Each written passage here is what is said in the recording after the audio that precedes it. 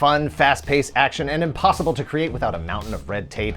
Two short anime films that are nearly unrivaled in their degree of influence, energy, and recognizable sci-fi character cameos per second. Like a toy box come to life or a dizzying glimpse into the minds and hearts of pop culture fans around the world, they are two of the warmest welcomes to a fan event that have ever been produced. Hi, I'm Dan Larson, and this is the history of Daicon III and IV.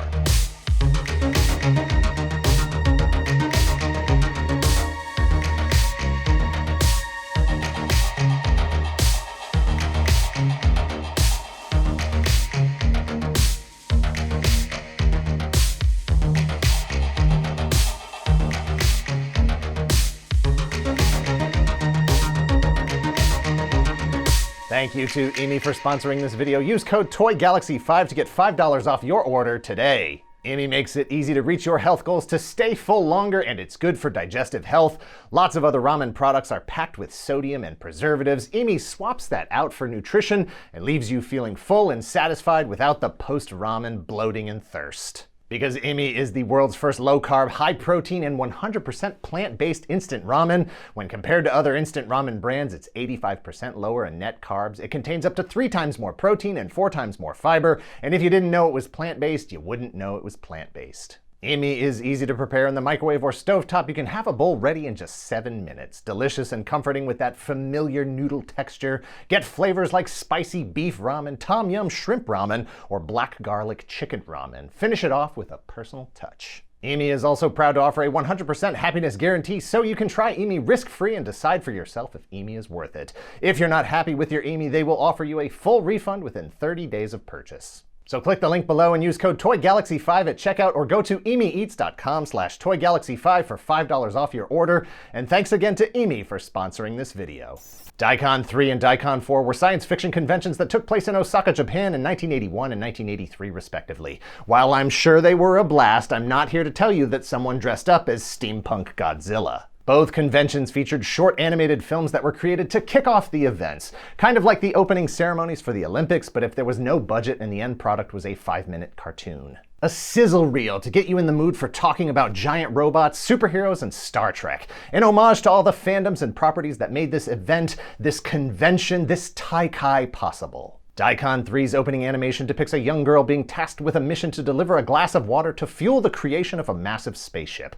Along the way, she is challenged by mobile infantry armor, Gamora, Godzilla, King Ghidorah, Gamera, Baltan, a Star Destroyer Yamato, the Starship Enterprise, and a bunch of other recognizable characters from intellectual properties around the world, all to the tune of composer Bill Conti's Runaway off the soundtrack to James Bond, For Your Eyes Only. But that little girl is incredibly resourceful and superhumanly strong, and no one can stop her from completing her mission. She delivers that glass of water safely to a withering, sun-drenched radish half buried in the ground, at which time it turns into a spaceship that she is now a crew member of, along with 2 of the event's producers. 2 years later, Daicon IV would revisit the same concepts as Daicon III's opening, but with a lot more flash, a lot more sizzle, and a lot more characters. If Daicon III was Marvel's multiverse of madness, Daicon IV is Ready Player One, the book version, where you couldn't possibly iron out all of the legal red tape required to get these franchises into one film. Daicon IV's opening begins with a recreation/retelling of the events of Daicon III's opening.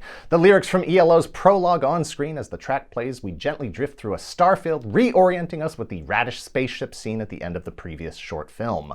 ELO's prologue gives way to ELO's Twilight, and then we rejoin our heroine. She's all grown up, wearing a Playboy Bunny outfit, ready to once again battle the forces of science fiction, superheroes, and associated media. The rest of the film dispenses with any pretext of a clear narrative. Our heroine starts wrecking pretty much every popular science fiction character and reference that could be worked into a fight montage in 1983, which all leads to the complete destruction of all life on Earth through nuclear holocaust, triggering the upheaval of new land masses, rearranging the continents themselves. Just after all life on Earth is destroyed and the planet freezes over, a blast of energy is fired from the radish spaceship, terraforming the planet and presumably bringing back all of the pop culture characters, not the least of which is Sun Vulcan. The sun rises and we are brought back to our own reality as the Daicon IV logo fills the screen. In 1981, the Daicon III Science Fiction Convention took place in Osaka, Japan, part of a series of annual conventions named and numbered after their location and number of times it has been held in that city.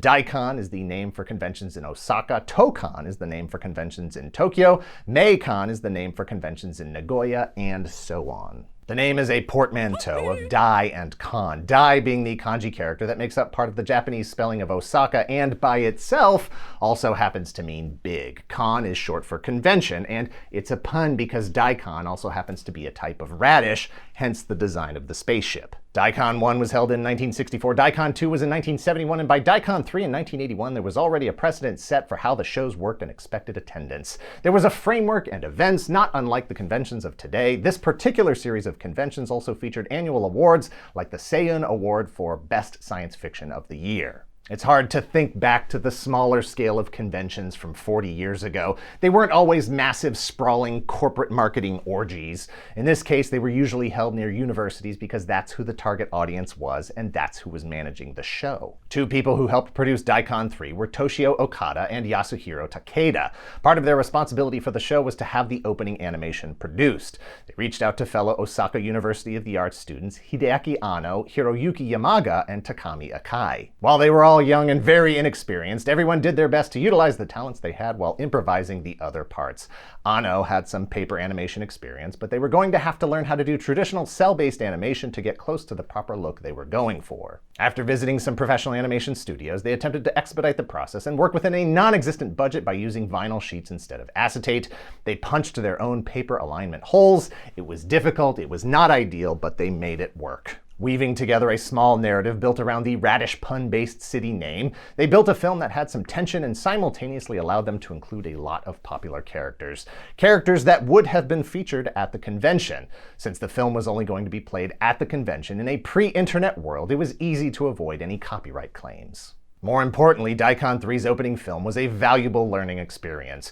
Materials, processes, timing, teamwork. When the work was done, instead of going their separate ways, Okada, Takeda, Anno, Yamaga, and Akai began to plan for their next Daicon 2 years away in 1983, and attempt to up their game as both convention producers and budding animators. From here, the foundation of an animation studio began to grow. According to the website Collection DX, Toshio Okada dropped out of school in 1982 and started making his own garage model kits. He recruited Yasuhiro Takeda and opened a sci-fi store called General Products, named after Larry Niven's known space novels. At the same time, the animation production efforts were formalized under the name Daicon Film. And since the team had their own shop, they were able to sell 8mm film copies of the Daicon III opening and merch related to it to help fund the production of Daicon IV and the opening animation they were going to produce. Before Daicon IV, they continued to hone their skills on various projects like a live-action Super Sentai parody called Ayukoku Sentai Dainippon, or Patriotic Task Force Great Japan. It was independent projects like that which continued to grow their reputation in the science fiction community. BabelCon returns to your galaxy for the 4th time this weekend. Babel Conference 82 is a science fiction and fantasy convention at the Holiday Inn East in Grand Rapids this Friday, Saturday, and Sunday. There will be art, aliens, panels, films, and a costume cantina. For Star Blazers fans, there will be a Star Blazers Yamato Microcon. Find out what is new in West Michigan fandom at Babel Conference 82 at the Holiday Inn East this Friday, Saturday, and Sunday. With a 2-year lead time and aspirations beyond the stars, the team were planning the opening animation for Daicon IV to be roughly 15 minutes, 3 times as long as the one for Daicon III. But with only 12 people working on it, that time would be significantly cut prior to the premiere. Officially calling themselves Daicon Film, Yamaga was tapped to direct, assisted by Anno and Akai as animation directors. Several professional animators joined the project. Anno and Yamaga were even invited to visit Studio Nue, the people who made Macross, who then introduced them to Artland, the other people who made Macross. All of this exposure on the strength of the Daicon III short film. The grind of animating even a 5-minute film by hand can take years for a dozen people. In this case, the work was done at a place the team literally called a sweatshop due to the fact that the building their studio was located in was part of a textile factory. It closed at 9 p.m., they were locked inside all night, and there was no air conditioning. Finishing on the morning of the convention, Daicon IV premiered on August 20th, 1983. With the Daicon opening animations and a bunch of low to no budget parody films under their belt, the industry had taken notice and was already anticipating what the young talented team was going to do next. First, a full brand makeover, now calling themselves Gainax. A name inspired by the word Gaina, which means big or giant in the local dialect of the Tottori prefecture. The X was added because it sounded good and international and cool. They arrived with a big-budget splash in 1987 called Royal Space Force: The Wings of Oneamise. It was the biggest budget ever for an anime film at the time, 800 million yen, or just over $5.5 million. That was more than 1986's Castle in the Sky by Hayao Miyazaki, or Castle of Cagliostro, also by Hayao Miyazaki. A critically acclaimed story of an alternate Earth-like world where a young man who dreamed of being a pilot who is seeking purpose joins the Space Force after a young religious woman convinces him that space travel may finally be the way for Earth to achieve peace, but the whole thing results in war anyway because humans are a cursed species. Box office draw wasn't proportionate to the money spent, but it further cemented Gainax as an anime force to be reckoned with. And it set them up for their next project in 1988, Gunbuster, which was a success. The opening films for Daicon III and IV were unofficially released on Laserdisc in 1988. You don't have to be a copyright lawyer to recognize the problems that would exist trying to get all of those characters licensed within Japan, much less internationally. In Japan, Gainax attempted to carefully step around the legalities by giving away a Laserdisc featuring both films for free when you purchased a copy of the exclusive Daicon film art book featuring the works of Daicon film as seen in the Daicon III and IV films. That Laserdisc is today very expensive. It was also released unofficially in Japan on Betamax. Fewer of those survive today given the nature of the magnetic tape and the fact that Beta lost the home video wars. Gainax also took one step toward an official release in the US. They reached out to Playboy to get clearance for the main character's outfit. When Playboy declined to give them permission, they decided it wasn't worth the effort or cost to pursue, like, anything else. Whether ELO would have given them permission to use Twilight, we will never know. Gainax went on to produce anime films in series like Nadia, Secret of the Blue Water, Furikuri, Gurren Lagann, and Neon Genesis Evangelion. Several other studios have been formed by members of Gainax: Gonzo in 1992, Kara in 2006, Trigger in 2011. Takami Akai stepped down from the board of Gainax in 2007 to run his own company called 9 Lives after the negative online fan backlash to episodes of Gurren Lagann, or rather, negative fan backlash to Akai's comments about the fans who posted their negative comments in online forums. Akai's comment was, and I want to make sure I get this correct, he said that when he personally reads these negative comments online, it is like putting his face next to an anus and breathing deeply. That's quality work right there, Akai. He's not wrong. He's not wrong. Hiroyuki Yamaga went on to write and direct episodes of Gunbuster, Mobile Suit Gundam, War in the Pocket, Neon Genesis Evangelion, Furikuri. Hideaki Anno has been one of the most influential anime creators in the industry and remains so today. Gunbuster, Evangelion, Cutie Honey, Giant Robo, and recent live-action movies like 2016's Shin Godzilla, 2022's Shin Ultraman, and 2023's Shin Kamen Rider. Both opening animations have been homaged or straight up used in various media productions since 1983. In 1991, Gainax produced a movie called Otaku no Video, a semi-origin story of the Gainax team and otaku or fan culture in general. The 2005 live-action series Densha Otoko, or Train Man, opens with an animated sequence that so heavily references the Daicon opening animations that it actually uses ELO's Twilight, destroys a ship that looks like the Radish spaceship, and re-terraforms the planet. In the Furikuri episode Brittle Bullet in 2000, Haruko wears a Playboy Bunny suit while surfing through the air. Just before she unleashes her attack on a giant robot, she shouts, "Daicon V!" In 2014, a live-action television series, Blue Blazes, aired from July to October in Japan. It was based on an autobiographical manga series by Kazuhiko Shimamoto that depicts a fictionalized account of his time as a student at the Osaka University of the Arts. It is significant because it features characters based on and named after Hideaki Anno, Hiroyuki Yamaga, and Takami Akai, who were students at the school at the same time. Also in 2014, Gainax announced a new awareness campaign for the 33rd anniversary of the Daicon III Opening Animation.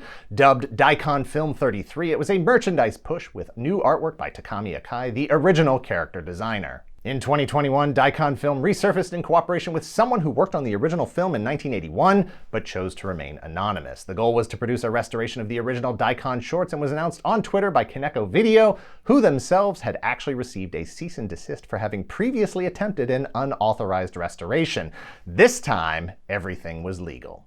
Except for everything in the films, which remains totally unlegal. The last Daicon, Daicon VII, was held in 2008, but the series of sci-fi conventions has continued through today.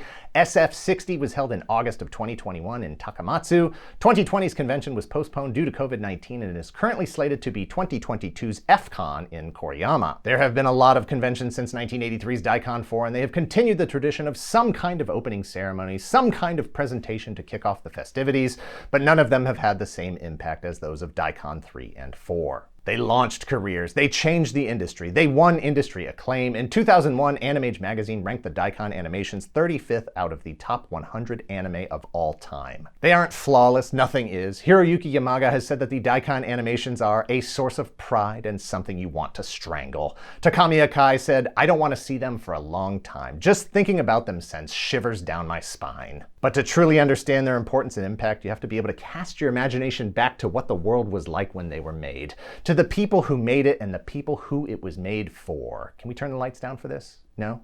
Great. See, this was a world before the internet, before cell phones, before YouTube and TikTok, before Return of the Jedi, before DVRs, and even before the widespread use of home video recorders. If something aired on television, if you saw a movie at the theater, you had no control over when you got to see it again. These animations were for a science fiction convention run by university students. This wasn't 130,000 people attending San Diego Comic-Con in 2019, more like 1,300.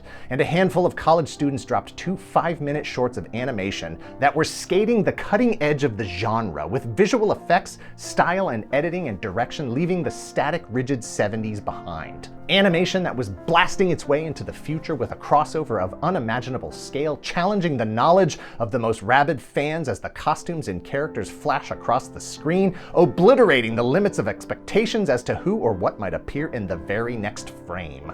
A mix of Eastern and Western pop culture as the two countries were coming together in shared pop culture interests and community activities like this convention that celebrates not just the properties, but the idea of being a fan, staring at the screen, trying to catch their breath as they try to process what they were seeing, absolutely losing their minds. Forever changed by what they saw, it was a unique experience that is lost to us today. Not only that we can watch this 40-year-old piece of media, but we can re-watch it. We can freeze frame it and pick out every single character in it and compare it immediately, effortlessly, to the thousands of other creations that have been produced since. Thanks for watching. Please hit like, hit subscribe if you're not already a subscriber. Thank you very much to those of you who already are. Check us out on Twitch at twitch.tv/toygalaxy if you're in the position to help the channel grow. If you would like early access to the videos ad-free, please visit our Patreon at patreon.com/toygalaxy. Let us know in the comments down below if you've heard of these opening animations before. I cannot believe that I had never seen them until like 3 or 4 months ago. And on top of that, I had never heard the song Twilight by ELO. Yeah, I know, that's coming from someone who already knows every song on the Xanadu soundtrack. Just goes to show you how much media there is out there and how difficult it is to consume it all and how difficult it is to prioritize it. Cut.